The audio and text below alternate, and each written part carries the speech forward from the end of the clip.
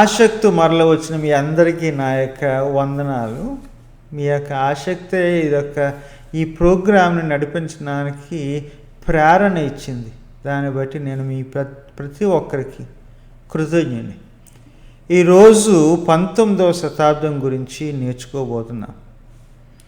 ఈ 19 వారాల యాత్రలో మీతో నేను ఆఫ్రికా గురించి, ఉత్తర అమెరికా గురించి, దక్షిణ అమెరికా గురించి, యూరోప్ గురించి, ఏషియా గురించి కొన్ని ఘట్టాలు నేర్పించాను మీకు.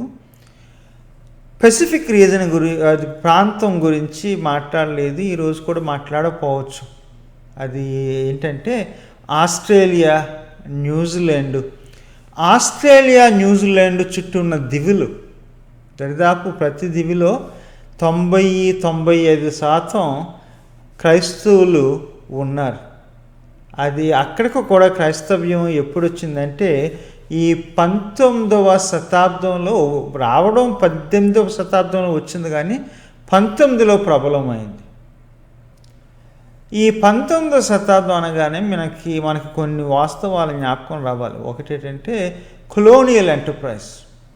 యూరోప్ వారు వివిధ దేశాలకు వెళ్ళి వాళ్ళ యొక్క ఆధిపత్యాన్ని చాటించుకోవడం, వ్యాపారాలు ఇష్టానుసారంగా వాళ్ళకి కలిసి వచ్చేలా చేసుకోవడం కొలోనియల్ ఎంటర్ప్రైజ్.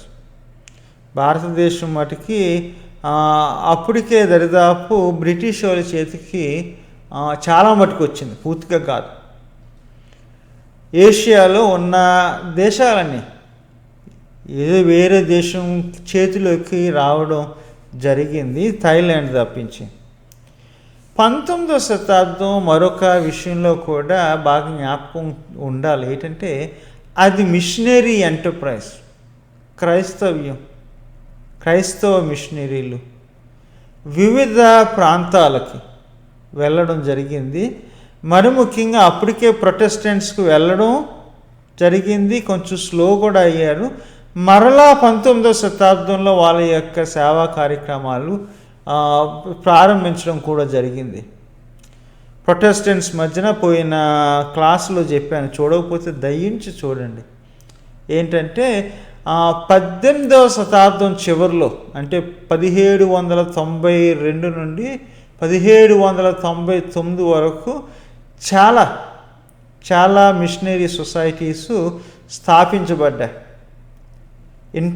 ఆసక్తి కలిగిన కొంతమంది భక్తులు ఏమన్నారంటే, మనం నమ్మిన ఈ యొక్క విశ్వాసాన్ని మిగిలిన ప్రాంతాల్లో తెలియజెప్పాలని చెప్పేసి మిషనరీ సొసైటీస్ స్టార్ట్ చేసి మనుషుల్ని వెతికి ట్రైనింగ్ ఇచ్చి పంపించి వాళ్ళు చేస్తున్న పనికి కావలసిన మానసికమైన, ఆత్మీయమైన, ఆర్థికమైన సహాయాన్ని చేసే మిషనరీ సొసైటీస్ జాయిన్ అయ్యాయి.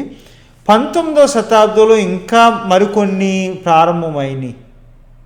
ఇది ఒక మాటలో చెప్పాలంటే ఇటు కొలోనియల్ ఎంటర్ప్రైజ్ జరుగుతుంది, ఇటు మిషనరీ ఎంటర్ప్రైజ్ కూడా జరుగుతుంది. ఇదే సమయంలో ఇది ప్రపంచంలో అనేక రాజ్యాల్లో ఇది పొలిటికల్ అప్హీవల్, ఇది రాజకీయ పరంగా చాలా పరిణామాలు జరుగుతున్నాయి. అక్కడక్కడ రాజులు ఉండేవారు, భూస్వాములు ఉండేవారు, తెగలు ఉండేవి. తెగలకైతే తలపతులు ఉండేవారు. ప్రతి చోట సమాజాలు, సంఘాలు తమ యొక్క పద్ధతుల్లో తమను ఆర్గనైజ్ చేసుకున్నాయి. ఇది రాజ్యాంగం అనేది, రాజ్యాంగ విలువలు అనేవి అవి రాలేదు. కానీ ఈ 19వ శతాబ్దంలో ఈ యూరోపు ప్రభావం బట్టి, అలాగే జ్ఞాపకం ఉందో లేదు కానీ 18వ శతాబ్దం చివరిలో ఫ్రెంచ్ రెవల్యూషన్ ఐడియాస్, నీచే అని, బర్ట్రాండ్ రస్సెల్ అని, ఇలాంటి వాళ్ళ యొక్క ఐడియాస్ని బట్టి కొన్ని నూతన విలువలు, పద్ధతులు ప్రారంభమైనవి. ప్రతి ఒక్కరికి సమాజంలో హక్కులు ఉన్నాయని, అందరూ సమానంగా ఉండాలని, అందరికీ స్వేచ్ఛ అంటూ ఉండాలని, అందరూ సోదరి భావంతో ఉండాలని, ఇలాంటి విలువలు వచ్చినప్పుడు 19వ శతాబ్దం ఈ విలువలు ప్రతి చోటకి ప్రయాణం చేస్తాయి. కాబట్టి రాజులు రాజ్యాల్లో ఉన్న పరిపాలించబడుతున్న వాళ్ళు ఒక కొత్త పద్ధతులకి రాజకీయంగా అలవాటు పడుతున్నారు. చెప్పాను కదా ఇందాక, అక్కడ ఈ విప్లవాలు జరిగినప్పుడు అప్పటి వరకు అధికారాల్లో ఉన్న వాళ్ళని ప్రశ్నించడం ప్రారంభించారు. మీ హక్కులు ఏంటి, మా హక్కులు ఏంటి, మేము ఏం చెయ్యాలి, మా బాధ్యతలు ఏంటి, మీరు ఏం చేయకూడదు, మీకున్న పరిమితులు ఏంటి, ఇలాంటి ప్రశ్నలు సంఘాన్ని అడిగారు. అప్పటి వరకు వాళ్ళు సంఘం ఏం చెప్పినా, పాస్టర్ గారు ఏం చెప్పినా ఓకే బాగానే ఉంది అనేవారు. కానీ ఇప్పుడు కాదు, జాగ్రత్తగా ఆలోచించడం మొదలుపెట్టారు. భూమి ఎక్కడ, భూమి ఎలా సృష్టించబడింది, భూమికి సూర్యుడికి గల సంబంధం ఏంటి, ఇలాంటి ప్రశ్నలతో పాటు ఆధిపత్యాన్ని కూడా ప్రశ్నిస్తున్నారు. పోపుకి చెప్పే హక్కు ఉందా, గురువులకి పాదులకి చెప్పే హక్కు ఉందా, అధికారం ఉందా, సంఘం ఇదే నమ్మండి ఇది నమ్మొద్దు అని చెప్పే హక్కు సంఘానికి ఉందా, ఇలాంటి ప్రశ్నలు అందరూ అడుగుతున్న సందర్భము శతాబ్దము 19వ శతాబ్దం. అంటే 1801 నుండి 1899 సంవత్సరం వరకు. ప్రారంభంలోనే ఇందాక చెప్పాను కదా, మిషనరీ కాన్షియస్నెస్ పెరుగుతుంది, సౌవార్తిక స్పృహ పెరుగుతుంది. 19వ శతాబ్దంలో కూడా మరికొన్ని మిషనరీ సొసైటీస్ స్టార్ట్ అయినాయి. ఇదే సమయంలో ఒక మాట చెప్తాను, బైబిల్ ఉద్యమం కూడా ప్రబలింది.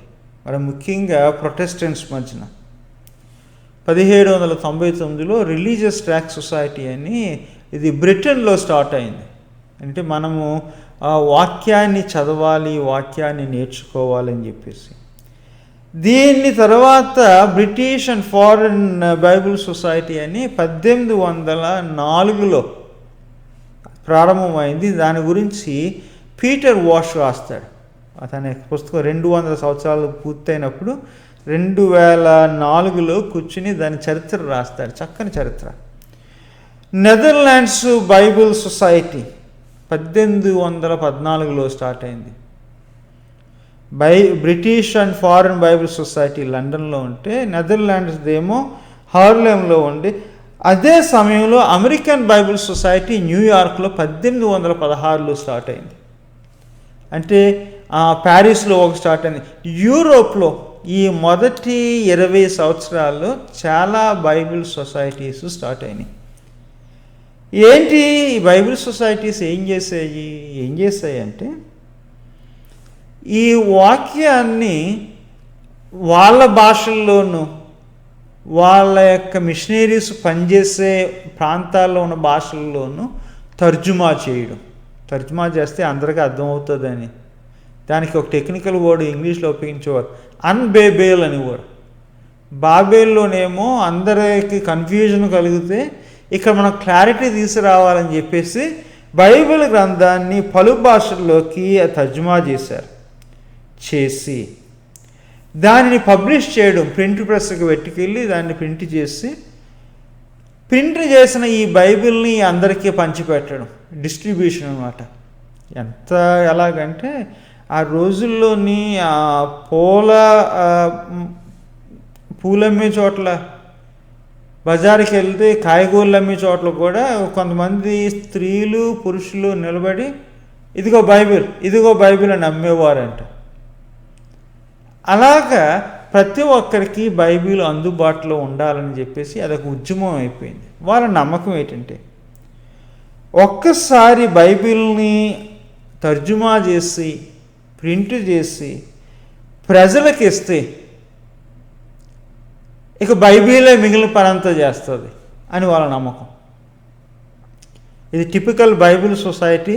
అప్పుడు వాళ్ళ యొక్క నమ్మకము, బైబిల్కి తనంతట తాను మాట్లాడుకునే శక్తి ఉందని వాళ్ళు నమ్మేవారు. ఇవాంజలికల్స్ అందరూ కాదు, ఆ ఉద్యమంలో ఉన్నవాళ్ళు.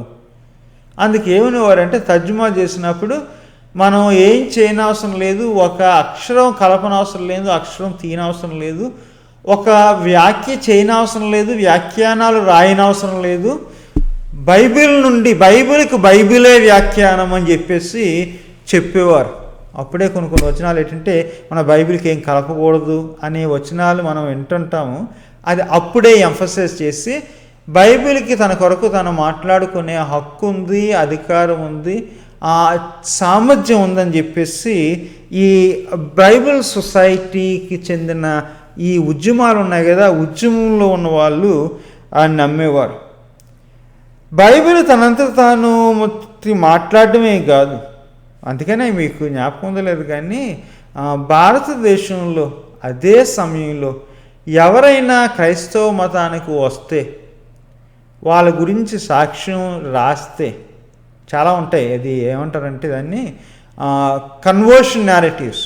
క్రైస్తవ్యాన్ని నమ్మిన వాళ్ళు చాలామంది భారతదేశంలో కాదు, ప్రపంచం అంతా కూడా ఎవరన్నా తమ గురించి రాసినప్పుడు కథ ఎలా మొదలవుతుందంటే, నాకు ఒక సువార్త పత్రిక, నాకు ఒక బైబిల్లో నుండి ఒక వాక్య భాగము ఎవరో ఇచ్చారు, దొరికింది, దానిని నేను చదివాను, చదివినప్పుడు నా యొక్క మనసు మారిపోయింది, నేను రక్షించబడ్డాను. అంటే నమ్మకం ఏంటంటే ఆ బైబిల్ని చదివితే చాలు, దాంట్లోని పరిశుద్ధాత్మ దేవుడు మాట్లాడతాడు, మనుషులు మారిపోతారు. మనుషులే కాదు, సమాజాలు సంఘాలు కూడా మారుతాయని చెప్పి వారు అని నమ్మేవారు. ఓ మాటలో చెప్పాలంటే ఒక ఎక్స్ప్రెషన్ నాకు చాలా ఇష్టమైన ఎక్స్ప్రెషన్. ఆ రోజుల్లో బైబిల్ని అది విసిరి ఇటు మనుషుల్లో ఉద్యోగము, సమాజాల్లో ఏమంటారంటే సంస్కరణలు తీసుకొచ్చారు ఈ పెద్దలు 19వ శతాబ్దంలో. ఆ బైబిల్ తీసుకుని చదివిన అది సమాజం కాబట్టే ఆ రోజుల్లో కొన్ని సంస్కరణలు కూడా స్టార్ట్ అయినాయి. ఈ Bible society British and foreign Bible society ఉంది కదా, ఇది లండన్లో స్టార్ట్ చేసింది ఎవరంటే విలియం విల్బర్ ఫోర్స్ అనేవాడు. ఈయన ఒక ఇంగ్లాండ్ దేశంలో పార్లమెంట్లో మెంబరు. తను ఏం చేస్తాడంటే సామాజికంగా ఇటు బైబిల్ సొసైటీ స్టార్ట్ చేశాడు. ఇందాక చెప్పాను కదా, రాజకీయంగా పార్లమెంట్లో కూర్చునేవాడు. తర్వాత ఈ గతంలో స్టార్ట్ అయిందన్నాను కదా, ఆఫ్రికా నుండి మనుషులను తీసుకురావడం, బానిసలుగా యూరోప్లోను అమెరికాలోను అది బానిసలుగా ఉపయోగించుకోవడం ఉంది కదా, దాని మీద పోరాటం చేస్తాడు. బానిసత్వం అనేది ఉండకూడదు అని పోరాటం చేస్తాడు. అందుకనే 1807లో స్లేవ్ ట్రేడ్ యాక్ట్ అంటే ఏంటంటే ఇంగ్లాండ్ దేశంలో బానిసత్వం ఉండదు, అంతేకాదు ఇంగ్లాండ్ దేశం యొక్క ఆ ప్రాంతాల్లో ఏదన్నా షిప్పులు వాళ్ళ నీళ్ళలో నుండి వెళ్తున్నప్పుడు అందులో బానిసలను తీసుకుంటే ఆ షిప్పుల మీద ఇంగ్లాండ్ దేశం వాళ్ళు అటాక్ చేసేవారు. ఏంటంటే అందులో బానిసలు ఉన్నారు, బానిసలు ఉండడానికి వీల్లేదు, వాళ్ళకి స్వేచ్ఛ ఇవ్వండి అని చెప్పేసి మిగిలిన యూరోప్ దేశాల మీద ఒత్తిడి తీసుకొచ్చేవారు ఇంగ్లాండ్లో. దానికి మరలా 1833లో అంటారు వీళ్ళు, ఇది కంప్లీట్ అబాలిషన్. ఏంటంటే ప్రతి ఒక్కరికి, తెల్లోళ్ళకి ఏంటి, నల్లోళ్ళకి ఏంటి, ఇంగ్లాండ్లో పుట్టిన వాళ్ళకి ఏంటి, ఎక్కడి నుండో ఆఫ్రికా నుండి తీసుకొచ్చిన ఈ బానిసలు ఉన్నారు కదా వాళ్ళకేంటి, ప్రతి ఒక్కరికి హక్కులు ఉన్నాయి అని హక్కుల గురించి మాట్లాడుతూ ఉండడానికి ఇల్లులు అది సంపదలు ఉండడానికి కూడా అవకాశాలు ఉన్నాయని చెప్పేసి ఒక నూతన యాక్ట్ని తీసుకురావడం జరిగింది. గమనించండి, అదే సమయంలో అదే నమ్మకాలు కలిగిన వారు భారతదేశం కూడా రావడం జరిగింది. భారతదేశంలో ఉన్న బానిసత్వం, కులాన్ని గురించి వినడం, చదవడం, ప్రతి ఒక్కరికి చెప్పడం, ఆ కుల వ్యవస్థని వ్యతిరేకంగా చేయించడం కూడా అదే సమయంలో 1830-40 ఆ ప్రాంతంలో. అందుకనే 1950కి వచ్చినప్పుడల్లా భారతదేశంలో ఉన్న అగ్రవర్ణస్తులకి విసుగొచ్చేసింది బ్రిటిష్ ఎవాంజలికల్స్ మీద. ఏంటి, ఇలాంటి కుల వ్యవస్థను వీళ్ళ కాదంటున్నారు, మనకు బానిసలు కావాలి అని చెప్పేసి విసుకొచ్చిన తర్వాత ఆ సిపాయి ఉద్యమం కూడా మనకి 1857లో జరిగింది. మళ్ళీ వెనక్కి వద్దాం. ఇదే సమయంలో వాళ్ళు ఏం చేశారంటే ఇంగ్లాండ్ వాళ్ళు అంటే 18వ శతాబ్దంలో చివరిలో CRLENC అని, అంటే ఇక్కడ మీకు పూర్తి హక్కులు ఇవ్వలేకపోతున్నాము అని చెప్పేసి కొంతమందిని మళ్ళీ ఆఫ్రికా, మేము అక్కడ తీసుకొచ్చాం కదా అక్కడ తీసుకెళ్ళిపోతామని చెప్పారు. అది 18వ శతాబ్దం చివరిలోని. తర్వాత మళ్ళా అది అబాలిషన్ వచ్చిన తర్వాత వాళ్ళు ఇక్కడ ఉండొచ్చు, ఇక్కడ కూడా సమానులే అని చెప్పేసి చెప్పడం జరిగింది. 1802 అంటే 19వ శతాబ్దం ప్రారంభంలో అవినీతి ఉండకూడదు సమాజంలో అన్న ఒక సొసైటీ, ఒక సమాజాన్ని విల్బర్ఫోర్స్ స్టార్ట్ చేస్తాడు. ఇంకొక ఉద్యమం టెంపరెన్స్, అంటే మత్తు పదార్థాలు తాగొద్దు, దూరంగా ఉండండి. విల్బర్ఫోర్స్ ఇంకొక society, royal society for prevention of cruelty of animals, జంతువులకు కూడా హక్కులు ఉన్నాయి.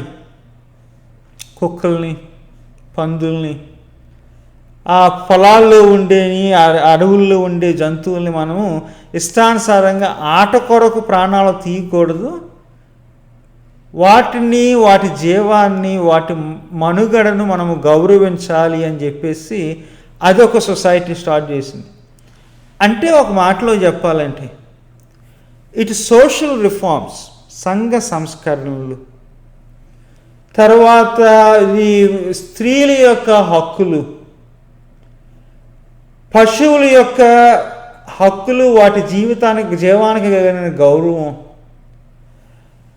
అదే సమయంలో ఆత్మలు ఉజ్జీవింపబడాలి, అందరూ క్రీస్తుని నమ్మాలి, క్రీస్తు యొక్క కృపను అనుభవించాలి అని ఆ యొక్క ఉజ్జీవం, రివైవల్స్.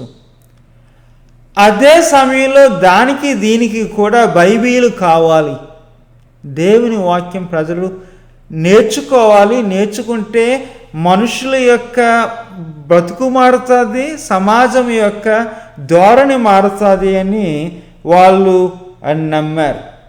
ఇవన్నీ కలిసి వెళ్ళాయి. మర్చిపోకండి, అదే సందర్భంలో 1835 నుండి 1835 వరకు, అంటే 19వ శతాబ్ద ప్రారంభంలో నేను చెప్తున్న ఈ సమయంలోనే ఏం జరిగిందంటే అమెరికా దేశంలో రెండవ ఘనమైన ఉద్యమాలు, అవేకనింగ్స్, మేల్కొలుపులు కలిగాయి. ఇక్కడేం జరిగింది మరి? సేమ్, ఆత్మలు రక్షించబడాలి. అందరు ఆత్మలే, నల్లోలేంటి, తెల్లోలేంటి, స్థానికులేంటి, యూరోప్ నుండి వచ్చిన ఈ మైగ్రెంట్స్ ఏంటి, సెటిలర్స్ ఏంటి, అందరు ఆత్మలు రక్షించబడాలి, ఉజ్జీవింపబడాలి. 2, అందరికీ హక్కులు ఉండాలి. ఆత్మ ఉన్న ప్రతి ఒక్కరికి హక్కు ఉంది. తెల్లోలేంటి, నల్లోలేంటి, మగోలేంటి, ఆడోళ్ళేంటి, అందరికీ సమాన హక్కులు ఉండాలి. దానికి దీనికి మళ్ళీ కనెక్టింగ్ ఏంటంటే బైబిల్ మనం ట్రాన్స్లేట్ చేసుకోవాలి, అర్థమయ్యే రీతిలో చదవాలి, చదివి పంచిపెట్టాలి అని చెప్పే ఆ నమ్మకం. అక్కడి నుండి మిమ్మల్ని ఇంకో చోటకి తీసుకెళ్తాను. గానా దేశం. అది ఎక్కడ ఉందంటే ఆఫ్రికా ఖండంలో పశ్చిమాన ఉంది. గోల్డ్ కోస్ట్ అంటారు, అంటే అక్కడ బంగారం దొరికేది అని నమ్మకం. దొరికిందంటే కూడా లేండి అప్పుడు. ఇక్కడ బేసల్ మిషన్ అని స్విట్జర్లాండ్ నుండి ఇదే ప్రాంతం 1824లో 4 మిషనరీస్ వచ్చారు. ఆక్రోపాంగ్, అక్కడ ఏం భాష మాట్లాడతారు? ట్వీ భాష మాట్లాడతారు. అక్కడికి మిషనరీస్ వచ్చారు. ఎండ ఎక్కువ, మన భారతదేశం ఆంధ్రాలో ఉన్నట్టు తెలంగాణలో ఉన్నట్టు అక్కడ కూడా ఎండ ఎక్కువ కాబట్టి వాళ్ళు ఎక్కువ కాలం అనలేదు. వచ్చి రాగానే 3 చచ్చిపోయారు. మరుసటి సంవత్సరం ఇంకొకటి చచ్చిపోయాడు. తర్వాత మరలా ఇంకొక బ్యాచ్ వచ్చింది 1836లోని. మరి ముఖ్యంగా మర్చిపోకండి, ఇదే సమయంలో వీళ్ళు వచ్చి ఉండలేదని చెప్పేసి అక్కడ యూరోప్లో ఉన్న వాళ్ళు ఏం చేస్తారంటే జమైకా ఫోన్ చేస్తారు. అంటే ఫోన్లు లేవులేండి అప్పుడు, టెలిగ్రామ్లు చేసేసి అంటారు, జమైకాలో ఉన్న మీరు వచ్చి వాళ్ళకి ఏమైనా సాయం చేస్తారంటే, జమైకా నుండి మిషనరీస్ నల్లోలు, వెస్ట్ ఇండీస్ నుండి, కరేబియన్ ప్రాంతం నుండి నల్లోలు గానా రావడం జరిగింది. ఈ స్విట్జర్లాండ్ నుండి వచ్చిన వాళ్ళు చెప్పిన ఆ యొక్క వాక్యాన్ని వినని ఈ గనేయులు ఈ జమైకా నుండి వచ్చిన మిషనరీస్ యొక్క వాక్యాన్ని వింటారు, అర్థం చేసుకుంటారు. ఈ మధ్యలో ఇంకొకడు వచ్చాడు, తెల్లోడు. వాడి పేరు ఏంటంటే ఆండ్రూ యారీ. వాడు తన వంతు తను ఏదేదో ప్రచారం చేస్తాడు, కానీ ఎవరు వినరు. మర్చిపోకండి, వీళ్ళు వేదాంత పరంగా ముందొచ్చిన బ్యాచ్ కానీ తర్వాత వచ్చిన ఆండ్రియా కానీ జమైకా నుండి వచ్చిన వాళ్ళు కానీ వీళ్ళని పైటిస్టులు అంటాం. అంటే మీకు జ్ఞాపకం ఉందో లేదు కానీ ఎవరు మన బర్తలోమియో జేగన్బాల్గు, హెన్రీ ప్లూచో భారతదేశం వచ్చారు కదా, వాళ్ళు అదే పైటిస్. అంటే ప్రతి ఒక్కరికి దేవునితో సంబంధం కలిగి ఉండాలి, రక్షణ పొందాలి. రక్షణ పొందినప్పుడు వచ్చిన ఆనందం ఉంటుంది కదా, ఆనందం అందరితో పంచాలి. ఆ రక్షణలో ఎదగాలంటే బైబిల్ చదవాలి, బతుకు కొంచెం క్రమశిక్షణ కలిగి ఉండాలని నమ్మే రకం. అది గానాలో పనిచేయలేదు. అంటే పద్ధతులు కొన్ని మారినాయి కానీ అన్నీ మారలేదు. వీళ్ళకి ఎక్కడ తరంగ బార్డులో పెట్టినట్టే స్కూల్స్ కూడా పెట్టడం జరిగింది. అబ్బాయిలకి స్కూలు 1843, అమ్మాయిలకి స్కూలు 1847. చక్కని చర్చు అది చూస్తే మనకి ఆశ్చర్యం వేస్తుంది. అంటే బయటికి మోడర్న్గానే ఉండదు కానీ లోన్ అది పాతది. దాని పుల్పీట్ అది జర్మన్ స్టైల్ అనుకుంటాను.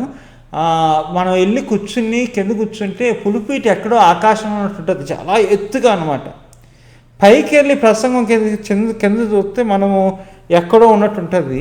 ఈ పైటిస్ట్ మిషనరీస్ని ఈ గానాకి తీసుకొచ్చింది ఎవరంటే డానిష్ రాజు. మర్చిపోకండి, భారతదేశము ఈ జేగన్బాల్గు ప్లూచో వచ్చినప్పుడు వెనకాలన్నది ఎవరంటే డానిష్. తర్వాత చాలా సంవత్సరాల తర్వాత దాదాపు 85-90 సంవత్సరాలు పోయిన తర్వాత విలియం కేరీ వచ్చినప్పుడు నేడిచ్చింది ఎవరంటే డానిష్. ఇప్పుడు గానా వెళ్ళాం కదా, గానాలో కూడా ఈ ప్రొటెస్టెంట్ మిషనరీస్ని తీసుకొచ్చింది ఎవరంటే డానిష్. ఓకే, సో వాళ్ళకు ఉన్నటువంటి నమ్మకాలను బట్టి, విశ్వాసాన్ని బట్టి వాళ్ళు దీనికి అవకాశం, సువార్తకి అవకాశం ఇచ్చారు. స్కూల్స్ పెట్టి వాళ్ళకి స్కిల్స్, అది నేర్చుకుంటే ఇది నేర్చుకుంటే మీరు బాగుంటుంది. అంతేకాదు అగ్రికల్చర్, అప్పటి వరకు రకరకాల అగ్రికల్చర్ ఉండి ఏదైనా సరే లోకల్ అన్నమాట, మనం పండించుకుని మన యొక్క తెగవారు తినాలి, అది ఇంకెక్కడికి వెళ్ళదు. సో ఇలాంటి సమయంలో బంగారాన్ని తవ్వమని, అమ్మకం పెట్టమని, తర్వాత కోకో అంటే దాంట్లోని చాక్లెట్స్, మనం చాక్లెట్లు తింటాం కదా, ఆ చాక్లెట్లు తినడానికి ముడిసరుకు కోకో, దానిని పండించి అమ్మమని. అంటే మనం పండించింది మరొకరు తీసుకుంటారు, వాళ్ళు ఇచ్చిన పైసలతో మనం ఇంకో చోట ఎదుగు కొనుక్కుంటాం అని ఒక రకమైన క్యాష్ ఎకానమీ ప్రొటెస్టెంట్స్ అక్కడ పరిచయం చేస్తారు. ఇంకొకటి ఏంటంటే ఎవరన్నా క్రైస్తవ్యాన్ని నమ్మితే, అంటే ఇప్పుడు ఈ రోజుల్లో అయితే అక్కడ క్రైస్తవులు మెజారిటీ, తర్వాత ముస్లిమ్స్ ఉన్నారు, తర్వాత మేము క్రైస్తవులం కాదు ముస్లిమ్స్ కాదు, ట్రెడిషనల్గా మన పితరులు మేము ఎలా ఏవి నమ్మారో అదే నమ్ముతామని చెప్పేవాళ్ళు కొంతమంది ఉన్నారు. కానీ ఆ రోజుల్లో క్రైస్తవ్యం తక్కువగా ఉన్నప్పుడు అనేక మంది క్రైస్తవ్యం దగ్గరికి వచ్చినప్పుడు వాళ్ళని ఊర్లలో ఉంచకుండా వాళ్ళ కొరకు ఊర్లు కట్టేవారు. దాన్ని క్రిస్టియన్ విలేజెస్, క్రిస్టియన్ హ్యామ్లెట్స్, అది కొన్ని చోట్ల శాలంలోనని అంటుంటారు. ఇలాగ క్రిస్టియన్ కాలనీస్ పెట్టారు. ఎందుకు అంటే మీరు మీ ఓళ్ళతో మీ ఊర్లో ఉంటే మరలా మీకు పాత అలవాట్లు వచ్చేస్తాయి, పాత నమ్మకాలు వచ్చేస్తాయి. మిమ్మల్ని మీ ఊళ్ళ నుండి రక్షించడం కొరకే మేము మీకు ఊరు కట్టాము, ఈ పేట కట్టామని చెప్పేసి పేటలో పెట్టేవారు. ఎక్కడైనా చూసారా ఇది? భారతదేశంలో కూడా చేశారు ఇది. ఎవరు చేశారంటే తిరునల్వేలిలో 1840-50 ఆ సంవత్సరంలో జాన్ క్రిస్టియన్ అరులప్పన్ అనే ఒక వ్యక్తి 30 గ్రామాల్లో సువార్త చేసి సంఘాలను స్థాపించి సంఘస్థులందరినీ వాళ్ళ పరిసరాల్లో లేకుండా వాళ్ళ కొరకు ఒక ఊరు కట్టేవాడు. ఇక్కడే మీరు వ్యవసాయం చేసుకోండి, ఇక్కడే మీ వృత్తులు చేసుకోండి, ఇక ఎవరితోనూ మీకు సంబంధం లేదు, మీరు లోకానికి దూరంగా ఉండాలని చెప్పేసి దూరం చేసేవాడు. ఆ సిస్టము గానాలో జరిగింది, ఇండియాలో జరిగింది. ఆఖరికి ఒక శతాబ్దం క్రితం అది అమెరికాలో కూడా జరిగింది. ఈ మొరోవియన్ బ్రదర్ని ఉన్నారు కదా, వాళ్ళు నేటివ్ అమెరికన్స్ దగ్గరికి వచ్చి ఎవరన్నా నేటివ్ అమెరికన్ క్రీస్తుని నమ్ముకుంటే వాళ్ళని వేరే ఊర్లో పెట్టేవారు. అంటే మీకు మిగిలిన వాళ్ళకి సంబంధం ఉండకూడదు, సంబంధం ఉంటే మీరు మళ్ళీ పాత అలవాట్లకి పోతారని చెప్పేసి ఒక ప్రమాదకరమైన నమ్మకం. ఇవన్నీ చెబుతున్నాను కదా, అమెరికాలోను, ఆఫ్రికాలోను, ఏషియాలోను ఇటేమో కొలోనియలిజం ఉందని చెప్పాను, ఇటేమో మిషనరీ ఎంటర్ప్రైజు అనేక మంది క్రైస్తవ దగ్గరికి వస్తున్నారని చెప్పాను. అలాగే చాలా చోట్ల బైబిల్ ఎడల శ్రద్ధ, చదవాలి, అర్థం చేసుకోవాలి, పంచిపెట్టాలని శ్రద్ధ, సామాజిక ఏం చెప్పాను అది సంస్కరణలు, ఆత్మరక్షణ, ఇవన్నీ జరుగుతున్నప్పుడు ఇంకొక ఉద్యమం కూడా జరుగుతుంది. ఏంటంటే ఇలాగ మిషనరీలుగా వేరే వేరే దేశాలకు వెళ్ళిన వాళ్ళు వాళ్ళ దేశాల్లో కలిసి మీరు బ్యాప్టిస్టులు, మీరు యాంగ్లికన్స్, మీరు మెథడిస్టులు అని కొట్టుకోవడం మానేసి మనం ఇక్కడ ఒకే పని మీద ఉన్నాము అన్న విషయాన్ని గమనించారు. అంటే ప్రొటెస్టెంట్లకి క్యాథలిక్స్కి అంత సత్సంబంధాలు లేవు, కానీ ప్రొటెస్టెంట్స్ మధ్యన క్యాథలిక్స్ మధ్యన అలాంటి సత్సంబంధాలు ప్రారంభమైనాయి. ఇప్పుడు మటుకు ప్రొటెస్టెంట్స్ గురించి చెప్తాను. ఒక కామిటీ అనే ఒక సిద్ధాంతం పెట్టారు. కామిటీ అంటే అర్థం ఏంటంటే, ఇదిగో నేను మీ దేశం వచ్చాను, మీ ప్రాంతానికి వచ్చాను, అక్కడ ఆల్రెడీ కొంతమంది ఎవరున్నారంటే లూథరన్స్ ఉన్నారు కాబట్టి అక్కడికి నేను బ్యాప్టిస్ట్ని వెళ్ళను, అక్కడ ఆల్రెడీ సిఎంఎస్ పనిచేస్తుంది కాబట్టి నేను ఆ ఎల్ఎంఎస్ని అక్కడికి వెళ్ళను, మీరు ఆ ప్రాంతంలో పనిచేయండి, నేను ఈ ప్రాంతంలో పనిచేస్తాను. అందరూ ఒకచోట ఉండి ఒకరితో ఒకరు కొట్టుకుని సాధించేది ఏమీ లేదు, కాబట్టి భూభాగాన్ని విభజన చేసుకుందాము, పనిని పంచుకుందాం అని చెప్పేసి ఒక రకమైన అవగాహనకి వచ్చారు. అప్పుడప్పుడు చిన్న చిన్న తేడాలు వచ్చేయలేనండి. ఆ ఊరిలో మీరెందుకు పెట్టారు, ఇక్కడ ఎందుకు చేస్తున్నారంటే మళ్ళీ వాళ్ళకి ఒక చిన్న కోర్టులాగా ఉండేది. పిలిచి ఏమయ్యా అది వాళ్ళకి ఇచ్చిన, అది వాళ్ళు చేసుకునే చోట్ల నువ్వు పెట్టావేటి అని చెప్పేసి ఇలాంటి అండర్స్టాండింగ్ ఉన్నప్పుడు సిటీస్కి ఎక్సెప్షన్ ఉండేది. ఎందుకంటే ప్రతి మిషన్ సొసైటీస్కి సిటీస్లో ఒక గెస్ట్ హౌస్ ఉండాలి. ఎవరన్నా కొత్త మిషనరీస్ వచ్చినప్పుడు వాళ్ళ భాష నేర్చుకోవాలన్నా, కల్చర్ అర్థం చేసుకోవాలన్నా కొంతకాలం దిగ్గానే ఈ వార్డు దిగ్గానే అక్కడ గెస్ట్ హౌస్లో ఉండేవారు. కాబట్టి సిటీస్లో కొన్ని ఎగ్జంప్షన్స్ ఉండేవి, కానీ గ్రామీణ ప్రాంతాల్లో వీళ్ళ పనిని విభజించుకోవడం జరిగింది. సో ఇది నిజానికి ఒక మాటలో చెప్పాలంటే ఐక్యతకు విత్తు అయింది ఈ అవగాహన. కామిటీ అనేది, యూనిటీ అనే దానికి సీడ్ అయింది. అంతేకాదు ఇది కొన్ని కామన్ ప్రాజెక్ట్స్ ఉండేవి. ఇప్పుడు బ్యాప్టిస్టులకు ఒకటి, లూథరన్లకు ఒకటి, యాంగ్లికన్స్ ఒకటి, మెథడిస్టులకు ఒకటి తెలుగు బైబిల్ చేయలేరు. వీళ్ళందరూ కలిపి ఒక బైబిల్ ట్రాన్స్లేట్ చేసుకోవచ్చు. అలాగే కలిసి కోఆపరేట్ చేసి బైబిల్ అది ఏం చేశారంటే ట్రాన్స్లేట్ చేసుకోవడం మిగిలిన వేరే వేరే భాషల్లోకి. సో అది కూడా వీళ్ళ మధ్యన ఇది ఐక్యతకు ఒక పునాది అయింది. అంతేకాదు మనం ఊరికి దూరంగా ఉన్నాము, దేశానికి దూరంగా ఉన్నాము, అప్పుడప్పుడు కలుద్దాం, ప్రార్థన చేసుకుందాం, మన కష్ట సుఖాలు పంచుకుందాం. ఏం చేస్తున్నాం, ఎలా చేస్తే పని జరుగుతుంది, ఎలా చేస్తే పని జరుగుతలేదు, ఇలాంటి మొట్టమొదటి స్థానికంగానే, తర్వాత ఏమో ఆ దేశంలో ఉన్న వాళ్ళు కలవడం, ఆలోచించడం. వీళ్ళు అది ఫార్మల్గా ఎప్పుడంటే 1872, 1882, 92, 1902 ఆ ప్రాంతంలో భారతదేశంలో 10 సంవత్సరాలకు ఒకసారి కాన్ఫరెన్స్లు జరిగాయి. ఈ భారతదేశంలో కాదు, మిగిలిన దేశాలు, చైనాలో జరిగినాయి.